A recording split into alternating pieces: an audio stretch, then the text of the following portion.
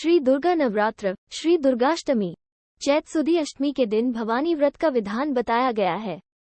इस दिन अगर पूजा की जाती है तो माँ दुर्गा की। इस दिन माँ भवानी प्रकट हुई थी।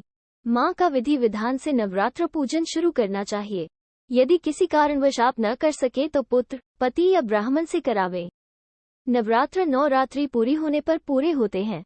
इन दिनों में देवी की पूजा के अलावा दुर्गा सप्तशती पाठ श्रद्धा के अनुसार करें या करावे। मत्स्य देवता की जयंती भी मध्याह्न में ही मनाई जाती है। साधारणतया इस दिन अपने कुलानुसार खीर, चूरमा, दाल, हलवा आदि बनाए जाते हैं। घर के किसी पवित्र स्थान पर देवी जी की प्रतिमा तथा कुल देवी या देवता का चित्र दीवार पर लगा देवे या पटड़े पर रखें। किसी आले या दीवार पर सिंदूर घोलकर त्रिशूल तथा यम चित्र बना दे। नीचे चौकी बनावे। दोनों तरफ 52 तथा 64 लिखें। इसका अर्थ यह है कि 52 भैरव हैं तथा 64 जोगिनियां हैं। ऊपर दाएं में सूर्य तथा बाईं ओर चंद्रमा बनाएं। नीचे चौकी में सवारी सिंह बनाएं। किसी मिट्टी के बर्तन या जमीन पर शुद्ध मिट्टी से वेदी बनाएं। उसमें जौ तथा गेहूं बोए जाते हैं। कलश अपने शक्ति सामर्थ्य के अनुसार सोना, चांदी, तांबा तथा मिट्टी का होना चाहिए। कलश पर नारियल रखना चाहिए। नारियल रखने से पहले नीचे किनारे में आम या पान के पत्ते भी लगा दे। कलश में मोली लपेटकर सतिया करना चाहिए। फिर पूजन करने वाले की पीठ पर या बाएं तारा होना चाहिए। मुंह, मुख दक्षिण दिशा में नहीं होना चाहिए। फिर देसी घी का दीपक जलाएं। नवरात्र व्रत का संकल्प हाथ में पानी, चावल, फूल तथा पैसे लेकर करें। फिर गणेश जी को 4 बार जल के छींटे देकर पाद्य, अर्घ्य, आचमन और स्नान करें। मोली चढ़ाकर वस्त्रों की भावना करें। रोली से चिरचे, चावल छोड़े, पुष्प चढ़ावे, धूप या अगरबत्ती जलावे। दीपक जो पहले से ही जगाया गया है उस तरफ चावल छोड़कर हाथ धो लेवे। फिर भोग चढ़ावे। जमीन पर थोड़ा पानी छोड़कर आचमन करावे। पान सुपारी चढ़ावे। लौंग, इलायची भी चढ़ावे। इसी प्रकार देवी जी का पूजन भी करें और फूल छोड़ें। अपनी सामर्थ्य के अनुसार 9, 7, 5, 3 या 1 कन्या देवी को गंध, पुष्पादि से पूजन कर भोजन करावे। फिर आप भोजन करें। इस व्रत में अपनी शक्ति के मुताबिक उपवास करें या एक समय दोपहर के बाद अथवा रात को भोजन करें अथवा बिन मांगे जो कुछ मिल जाए उसे ही दोपहर बाद या रात को एक समय खाकर रहें। पूरे 9 दिन तक व्रत न हो तो 7, 5 या 3 करें अथवा पहले दिन या आखिरी दिन करें। धरती पर शुद्ध बिछावन करके सोवे। शुद्धता से रहें। पति या पत्नी एक दूसरे से सहवास न करें। क्षमा, दया, उदारता और साहस रखें। क्रोध, लोभ, मोह आदि न करें। सायंकाल दीपक जलाकर आरती करें। माला फेरनी हो तो दोनों समय या एक समय ओ 3 मदो दुर्गाय नमः जप कर फेरें। डॉक्टर प्रभाव वाला दुर्गा चालीसा व नवरात्र व्रत कथा का पाठ अवश्य करें तथा पूजन करने वाले ब्राह्मण को पूजा के समय पहनने के कपड़े भी देवे तो अच्छा है।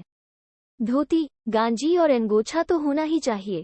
सर्दी हो तो ओढ़ने की चादर, शाल इत्यादि श्रद्धापूर्वक देना चाहिए तथा देवी जी को वस्त्र, श्रृंगार का सामान इत्यादि चढ़ाना चाहिए, जैसे चूड़ी, आभूषण, कब्जा, ओढ़ना या घाघरा, धोती, सिंदूर, काजल, बिंदी इत्यादि और जो भी सौभाग्य द्रव्य है चढ़ाने चाहिए।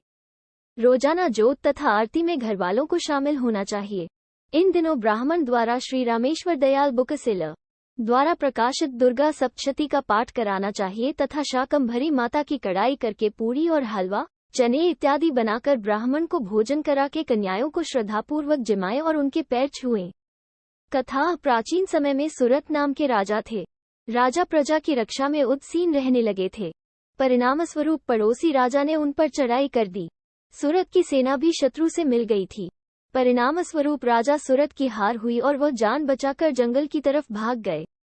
उसी वन में समाधि नामक एक वणिक अपनी स्त्री एवं संतान के दुर्व्यवहार के कारण निवास करता था।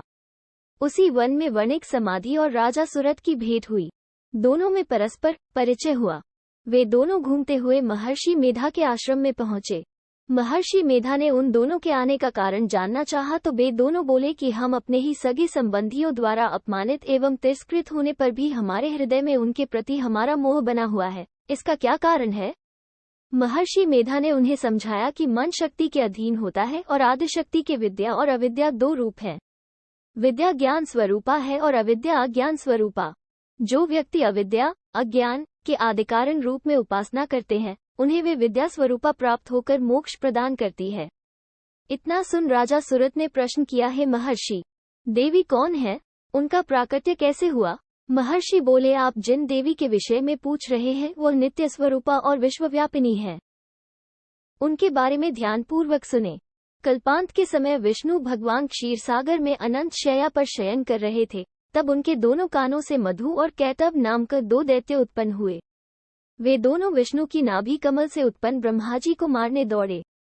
ब्रह्मा जी ने उन दोनों राक्षसों को देखकर विष्णु जी की शरण में जाने की सोची, परंतु विष्णु भगवान उस समय सो रहे थे।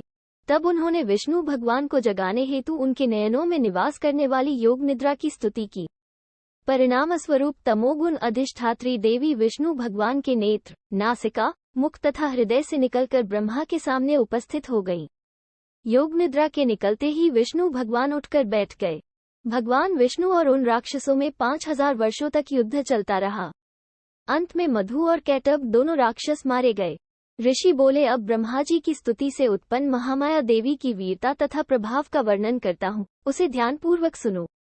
एक समय देवताओं के स्वामी इंद्र तथा दैत्यों के स्वामी महिषासुर में सैकड़ों वर्षों तक घनघोर संग्राम हुआ। इस युद्ध में देवराज इंद्र की पराजय हुई और महिषासुर इंद्रलोक का स्वामी बन बैठा। अब देवतागण ब्रह्मा के नेतृत्व में भगवान विष्णु और भगवान शंकर की शरण में गए। देवताओं की बातें सुनकर भगवान विष्णु तथा भगवान शंकर क्रोधित हो गए। भगवान विष्णु के मुख तथा ब्रह्मा, शिवजी तथा इंद्र आदि के शरीर से एक तेजपुंज निकला, जिससे समस्त दिशाएं जलने लगी और अंत में यही तेजपुंज एक देवी के रूप में परिवर्तित हो गया। देवी ने सभी देवताओं से आयुध एवं शक्ति प्राप्त करके उच्च स्वर में अट्टहास किया, जिससे तीनों लोकों में हलचल मच गई। महिषासुर अपनी सेना लेकर इस सिंहनाद की ओर दौड़ा। उसने देखा कि देवी के प्रभाव से तीनों लोक आलोकित हो रहे हैं। महिषासुर की देवी के सामने एक भी चाल सफल नहीं हुई और वो देवी के हाथों मारा गया। आगे चलकर यही देवी शुंभ और निशुंभ राक्षसों का वध करने के लिए गौरी देवी के रूप में अवतरित हुई। इन उपरोक्त व्याख्यानों को सुनाकर मेधा ऋषि ने राजा सुरत तथा वणिक से देवी स्तवन की विधिवत व्याख्या की। राजा और वणिक नदी पर जाकर देवी की तपस्या करने लगे। 3 वर्ष घोर तपस्या करने के बाद देवी ने प्रकट होकर उन्हें आशीर्वाद दिया। इससे वणिक संसार के मोह से मुक्त होकर आत्मचिंतन में लग गया और राजा ने शत्रुओं पर विजय प्राप्त करके अपना वैभव प्राप्त कर लिया।